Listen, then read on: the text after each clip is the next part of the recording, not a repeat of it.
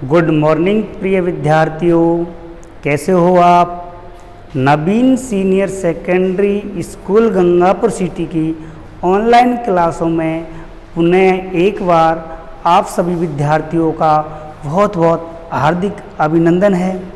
तो आ जाइए मेरे साथ फतेह सिंह सिसोदिया वाय राजनीति विज्ञान, और हमारी जैसे कि बात चल रही है अध्याय नंबर 2, उसमें जो है हम काफ़ी सारी बातें कर चुके थे और उनमें भी जो है हमने जो है लोकतंत्र स्थापित करने की चुनौती थी, और जो है पहले 3 चुनावों में जो कांग्रेस का प्रभुत्व था इसके विषय में चर्चा की थी, और फिर जिसके बाद में हमने कांग्रेस के प्रभुत्व की प्रकृति के विषय में भी चर्चा की थी, और कुछ जो है हमने भारतीय जो कम्युनिस्ट पार्टी है केरल वाली उसके विषय में भी चर्चा की थी।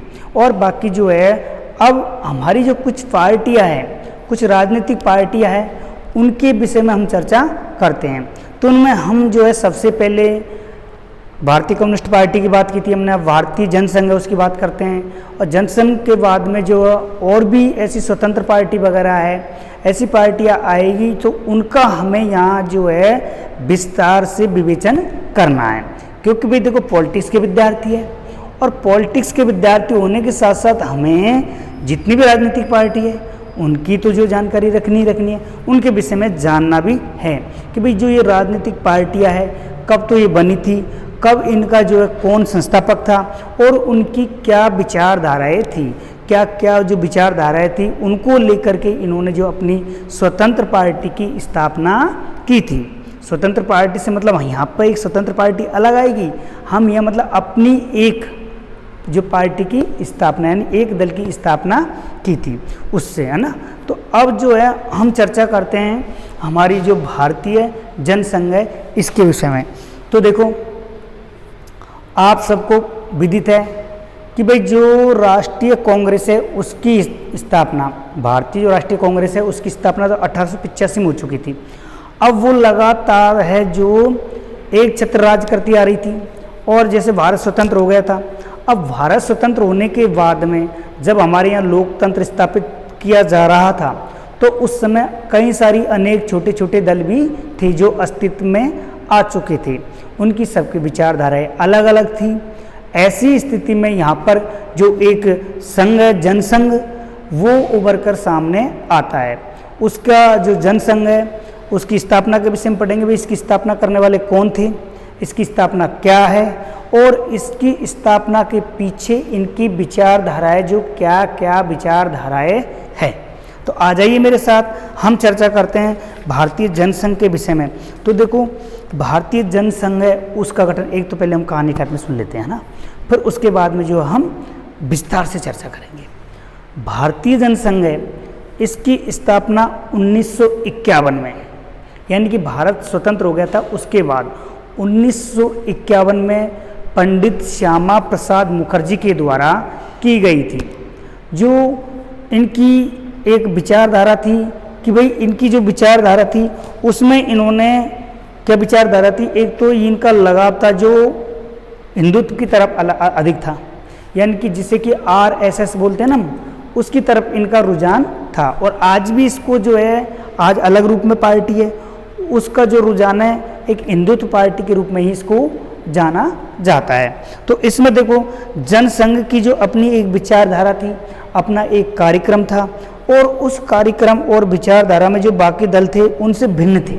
कैसे कि भाई सब दल की अलग अलग विचारधारा तो होती है। ऐसे में क्या हुआ कि राष्ट्र के जो उन्होंने ये कहा कि भाई जनसंघ है, उन्होंने एक राष्ट्र एक संस्कृति और एक जो है देश का नारा दिया था। इनकी जो विचारधारा थी, अब इसके विषय में हम देखते हैं इसकी विचारधारा किसकी विचारधारा इसकी विचारधारा क्या थी, तो इसके विषय में हम देखते हैं। इसने जो है एक बात कही थी, और वो बात क्या थी, एक देश।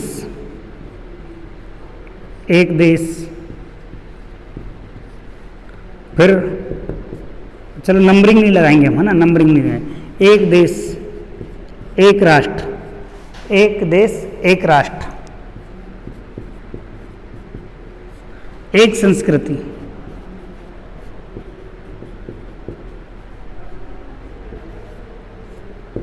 एक संस्कृति के विषय में इन्होंने जो है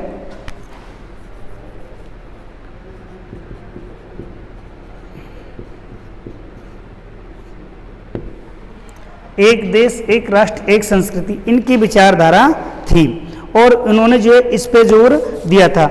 इसका मानना था कि जो भारतीय संस्कृति है और परंपराएं के आधार पर आधुनिक प्रगतिशील और ताकतवर बन सकता है।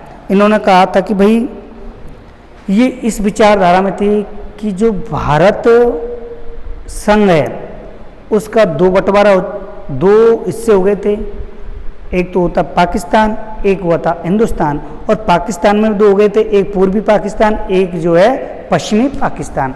तो ये चाह रहे थे कि भाई हिंदुस्तान और पाकिस्तान को मिलाकर एक राष्ट्र बनाएंगे, एक देश बनाएंगे, एक ही हमारी राष्ट्रीयता होगी। राष्ट्रीयता नहीं, जो एक देश हिंदुस्तान होगा और भाई हमारी राष्ट्रीयता होगी भारतीय ही, है ना, और एक ही हमारी संस्कृति होगी भारतीय संस्कृति। तो इसके पक्ष में थे, ये द्विराष्ट्र सिद्धांत के पक्ष में नहीं थे। इनकी विचारधारा जो भारत को एकता के सूत्र में बांधने की सबसे ज़्यादा थी। तो और इनकी विचारधारा थी जो ये अल्पसंख्यक वर्ग है उनको जो गवर्नमेंट के द्वारा जो रियायतें, जो आरक्षण या रिजर्वेशन दिया हुआ है, विशेष अधिकार दिए हुए हैं, उनके ये खिलाफ थे कि भाई जो है ये अल्पसंख्यक है उनको विशेष दर्जा ना दिया जाए, विशेष रियायतें ना दी जाए। तो इस विषय पर जो है इनकी एक जो है विचारधारा थी। और इन्होंने क्या किया, और इन्होंने एक और कहा था कि भाई एक ही जो हमारी राजभाषा वो होनी चाहिए। वो क्या होनी चाहिए? हिंदी हमारी राजभाषा हो। इन्होंने क्या कहा था? भाई हिंदी को राजभाषा।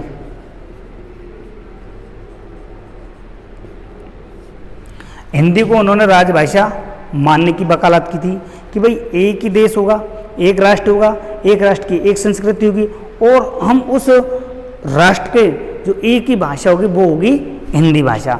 इस पे इन्होंने जो है ज़्यादा जोर दिया था। तो इन्होंने क्या कि यहाँ पर जो है कांग्रेस से अलग हटके जो है 1951 में इसकी स्थापना हो जाती है। जो इसके संस्थापक थे, अब हम बात करते हैं संस्थापक वाली। जो इसके संस्थापक थे और इनकी स्थापना कब हुई थी, इसके विषय में भी हम जो चर्चा कर चुके हैं, और फिर जो है इसको हम अंकित करते हैं। तो देखो कैसे इसमें जो है इसके संस्थापक थे, तो वो थे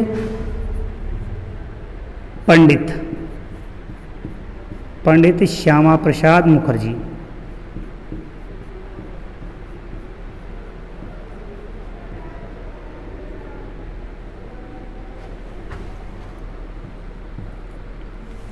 पंडित श्यामा प्रसाद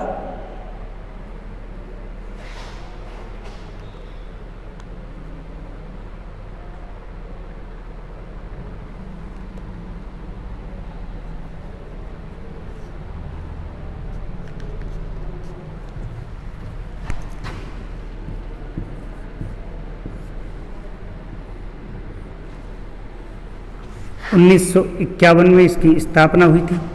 ठीक है, इनकी जो विचारधारा थी वो विचारधारा थी एक देश एक राष्ट्र एक संस्कृति और हिंदी को राजभाषा। ठीक है, तो यहाँ तक जो आप समझ चुके होंगे कि भाई जो भारतीय जनसंघ है उसके संस्थापक थे पंडित श्यामा प्रसाद मुखर्जी।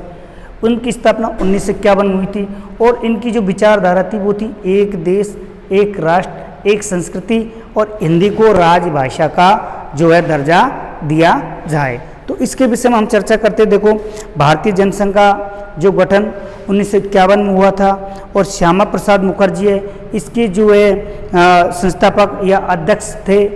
श्यामा प्रसाद मुखर्जी के द्वारा ही इनकी स्थापना की गई थी और इस दल की जड़ें आज़ादी के पहले के समय से ही राष्ट्रीय स्वयंसेवक संघ और हिंदू महासभा में खोजी जा सकती है।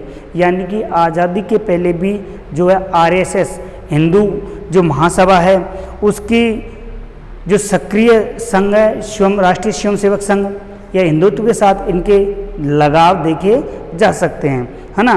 तो जनसंघ अपनी विचारधारा और कार्यक्रमों के आधार पर, यानी इनके कार्यक्रम थे, विचारधारा थी, विचारधाराओं के विषय में हमने पढ़ा था एक देश एक राष्ट्र एक संस्कृति एक जो है राजभाषा। तो इनकी जो ये विशेषताएं थी, है ना, इन्होंने इस पर जोर दिया और इसका मानना था कि देश भारतीय संस्कृति और परंपरा के आधार पर जो भारतीय संस्कृति है, भारतीय परंपरा है, उसी के आधार पर आधुनिक, प्रगतिशील और ताकतवर बन सकता है। यानी कि इन्हीं बातों के आधार पर जो है देश ताकतवर बन सकता है। भाई हिंदुस्तान पाकिस्तान एक हो जाएंगे, एक संस्कृति हो जाएगी, एक ही हमारी राष्ट्रीयता हो जाएगी, हिंदी हमारी एक ही राजभाषा हो जाएगी सबकी, तो देश ताकतवर होगा नहीं होगा, देश का विखंडन नहीं होगा, देश अपने आप में एक शक्तिशाली हो जाएगा, है ना। और इन्होंने क्या कहा, भारतीय जनसंघ ने भारत और पाकिस्तान को एक करके अखंड भारत बनाने की बात कही थी।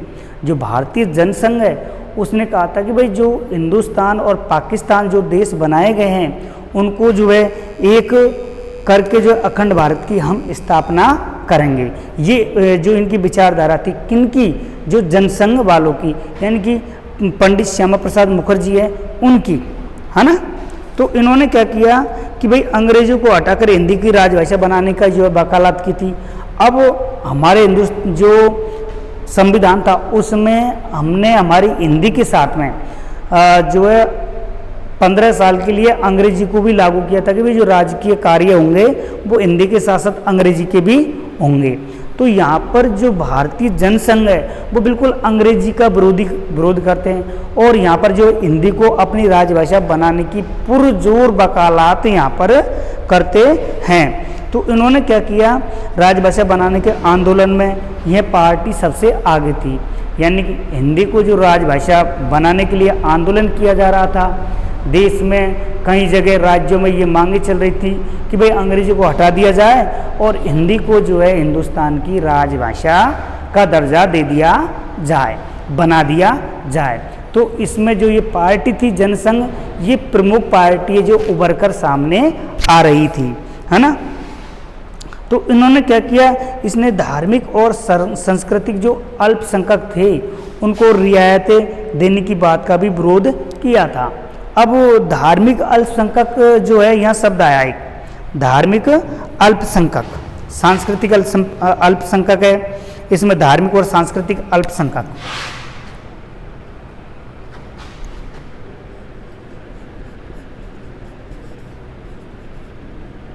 धार्मिक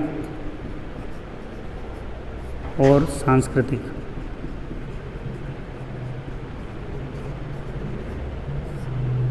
सांस्कृतिक अल्पसंख्यक।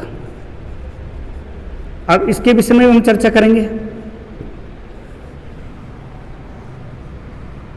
कि ये शब्द दिया हुआ है, ये शब्द क्या है, इसके विषय में चर्चा करते हैं। तो देखो, जो धार्मिक और सांस्कृतिक अल्पसंख्यक यानी कि जिन समुदाय का यहाँ पर हिंदुस्तान में कम मात्रा में, कम संख्या में वो अल्पसंख्यक कहलाएंगे, चाहे वो धर्म का हो, चाहे संस्कृति को मानने वाले लोग हो, चाहे वो कोई सी भी संस्कृति हो। अगर हम बात करें यहाँ तो हिंदुस्तान में हमने मुसलमानों को और जो जैन समुदाय है उसको अल्पसंख्यक का दर्जा दे रखा है।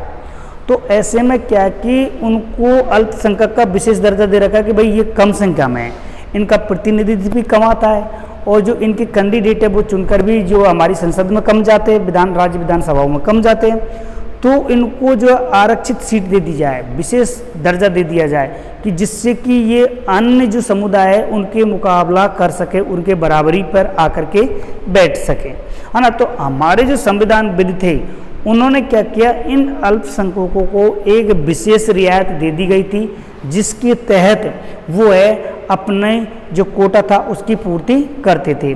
तो इसके खिलाफ जो है कौन, हमारी जो ये जनसंघ है, जनसंघ, भारतीय जनसंघ, जो इसको बिल्कुल खिलाफ थी कि भाई इनको जो विशेष रियायत दी गई है वो नहीं दी जानी चाहिए, है ना।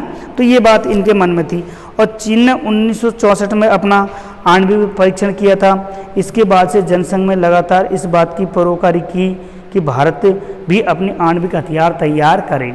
अब हुआ क्या कि भाई जो आणविक हथियारों का दौर चालू था, आप सबको मैं एक जानकारी दे देता हूँ कि भाई जैसे हमें पता होता है कि 1945 में जब हमारा द्वितीय विश्व युद्ध समाप्त हुआ था, उसके बाद से ही जो विश्व में शीत युद्ध का दौर चालू हो गया, यानी कि शीत युद्ध का दौर एक तरीके से आमने सामने की लड़ाई ना होकर के हथियारों की होड़, यानी कि युद्ध तो था नहीं पर युद्ध जैसा माहौल, एक दूसरे देश के प्रति जो है डर पैदा होना, एक दूसरे देश के प्रति हथियारों की प्रतिस्पर्धा। तो ऐसे में क्या किया था 1964 में चीन ने जो है आणविक हथियारों का परीक्षण कर दिया था, यानी कि उन्होंने जो है परीक्षण के तौर पर आणविक हथियारों का जो है परीक्षण किया। अब ऐसे में जो जनसंघ थे वो ये चाह रहे थे कि भाई चीन जब आणविक हथियारों का परीक्षण कर सकता है तो हिंदुस्तान को भी आणविक हथियारों का परीक्षण किया जाना चाहिए, हमारे यहाँ भी आणविक हथियार बनने चाहिए, क्योंकि चीन हमारा उस समय और आज भी विरोधी है। आज पाकिस्तान से ज़्यादा हमें अगर किसी से खतरा है तो वो है चीन से। तो इसकी वकालत भी कौन कर रहा था? भारतीय जनसंघ ने की थी कि भाई हिंदुस्तान को भी जो है इन हथियारों को तैयार करना चाहिए, आणविक हथियारों को, और जो है हमारे देश के पास भी ऐसी आणविक शक्ति होनी चाहिए, है ना। तो यहाँ तक स्थिति क्लियर है सबको, है ना भैया। तो देखो 1950 के दशक में जनसंघ ने जो है चुनावी राजनीति के हाशिए पर रहा इस पार्टी को। अब देखो क्या हुआ, 1950 का साल था, कब का? 1950 का। अब यहाँ पर जो है हम बात करते हैं 1950 में क्या कि चुनावी हाशिए बता, चुनावी हाशिए का मतलब चुनावी तैयारियां करने लग चुका था। और जब हमारे देश में प्रथम आम चुनाव 1952 में हुए थे, फरवरी 1952 में हमारे यहाँ देश में प्रथम आम लोकसभा के चुनाव होते हैं, उसी के साथ राज्यों में विधानसभाओं के चुनाव करवाए जाते हैं। तो उनमें जो है भारतीय जो जनसंघ है वो क्या करती है, तो इसने क्या किया 1952 के चुनाव में लोकसभा की 3 सीटों पर सफलता की, यानी कि लोकसभा का चुनाव लड़े और लड़ने के बाद जो है कुल लोकसभा की जितने लड़े थे जिन सीटों पर, उन सीटों में से इन्हें मात्र जो है 3 सीटें प्राप्त हुई थी। कितनी सीटें भैया? 3 सीटें प्राप्त हुई थी, है ना, प्रथम लोकसभा के चुनाव में। तो यहाँ पर जो है 3 सीट लेने वाली एक भारतीय जनसंघ थी, यानी कि पहले आम चुनाव में भी इन्होंने भाग ले लिया था। तो ये बात यहाँ पर क्लियर होगी। और जो है 3 सीटों पर सफलता मिली। और 1957 का जो आम चुनाव हुआ था, 1957 में हमारा सेकंड आम चुनाव हो जाता है। भाई आप सबको पता है कि हमारे यहाँ 1952 में पहला आम चुनाव, 1952 में जो 5 साल का कार्यकाल होता है, 52 और 5 57 में पहली जो संसद है हमारी उसका कार्यकाल खत्म हो जाता है। उसके बाद में जो सेकंड लोकसभा का गठन किया जाता है तो 57 के चुनावों के बाद होगा। तो 57 में जैसे ही उन्होंने चुनाव हुए तो भारतीय जनसंघ ने इसमें हिस्सा लिया, और भारतीय जनसंघ ने जैसे हिस्सा लिया तो इस चुनाव में उसे क्या 1 सीट की बढ़ोतरी हुई। कितनी सीटों की? 1 सीट की। और ये चौथे आम चुनाव यानी वो सेकंड आम चुनाव 1957 में जो है 4 सीटें प्राप्त कर सके, है ना, और 4 सीटें जीती। शुरुआती सालों से जो है इस पार्टी का हिंदी भाषी राज्यों, भाई हिंदी भाषी राज्य देखो कौन कौन से, शुरू से जो जनसंघ है इसका हिंदी भाषी राज्य है ना, हिंदी बोलने वाले राज्य, उनके साथ गहरा लगाव था, है ना। किन किन के साथ? तो यहाँ पर इसमें जो देखो राजस्थान है, मध्य प्रदेश है, दिल्ली और उत्तर प्रदेश, यानी कि यूपी, एमपी, राजस्थान और दिल्ली। उत्तर प्रदेश, मध्य प्रदेश, राजस्थान और दिल्ली में जो हिंदी भाषी राज्य है, आज हमारे यहाँ जो हिंदी बोली जाती है, तो इनके साथ में जो इन्होंने क्या किया, शहरी इलाकों के में समर्थन मिला इनको, दिल्ली में भी खूब समर्थन मिला, राजस्थान में भी मिला, उत्तर प्रदेश में भी मिला, मध्य प्रदेश में भी खूब इनको जो है अच्छी तरीके से वो मिला था समर्थन। तो इसी आधार पर इन्होंने क्या किया, देखो जनसंघ के नेताओं में श्यामा प्रसाद मुखर्जी, अब इनको 4 सीटें यहीं मिली थी, राजस्थान, उत्तर प्रदेश, मध्य प्रदेश और दिल्ली। यहाँ हिंदी भाषी बोलने वाले थे और हिंदी के साथ ही जनसंघ का जो है लगाव था, हिंदी के साथ साथ हिंदुओं के साथ भी इनका जो है लगाव था। अब इनके जो प्रमुख नेता है, किनके, जो भारतीय जनसंघ है इसके जो प्रमुख नेता है, इनके विषय में हम चर्चा करते हैं कि भाई इनके जो प्रमुख नेता है वो कौन कौन थे।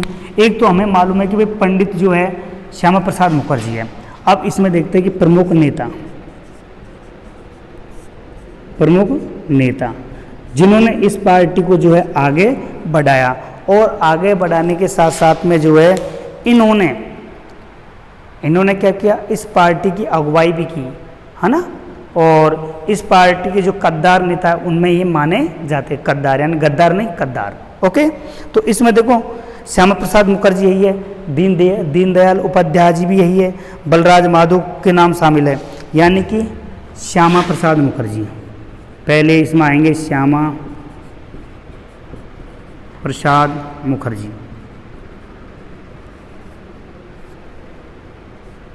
और पंडित दीनदयाल उपाध्याय, पंडित दीनदयाल उपाध्याय, और इनके एक और व्यक्ति थे, उनमें इनका नाम आता है बलराज मधोक, बलराज मधोक। तो ये इनके जो है प्रमुख नेता थे। तो इनमें देखो भारतीय जनता पार्टी की जड़ें इसी जनसंघ में। अब हमने इसके विषय में जानकारी ली, खूब अच्छी तरह पढ़ लिया, पर ये आगे जाके आने वाले समय में, यानी कि 1957 के बाद में, 52 में जो 50 में इनका आविर्भाव हुआ था, उसके बाद में जो लगातार आने वाले टाइम में इनकी लगातार सीटों में बढ़ोतरी होती गई। इनके साथ इनकी पार्टी का जो है देश के कोने कोने में प्रचार होने लगा। और अब आने वाली राजनीति में, यानी कि जब हमारे 77 में चुनाव होंगे, 6ठी 7वीं लोकसभा के जब चुनाव हो जाएंगे, उसके बाद में जो है यह पार्टी जनसंघ जो है भारतीय जनता पार्टी में तब्दील हो जाएगी। और जो आज की अब वर्तमान की भारतीय जनता पार्टी है, वो पार्टी इसी से ही जो इसका आविर्भाव हुआ था, किससे, जनसंघ से, जो कि भारतीय जनता पार्टी 1980 में अटल बिहारी वाजपेयी के द्वारा इनकी 1980 में नींव रख दी जाती है और इनके अध्यक्ष बनते हैं। और इस समय 1951 में भारतीय जनसंघ के अध्यक्ष पंडित श्यामा प्रसाद मुखर्जी भी होते हैं और उनके द्वारा स्थापना की जाती है। तो ठीक है, आपको ये जानकारी अच्छी लगी होगी और जो है समझ में भी आया होगा। आज के लिए इतना ही, नेक्स्ट लेक्चर में फिर मिलते हैं नए जोर से उसके साथ और नए चैप्टर के साथ। ठीक है, आज के लिए इतना ही। जय हिंद, जय भारत।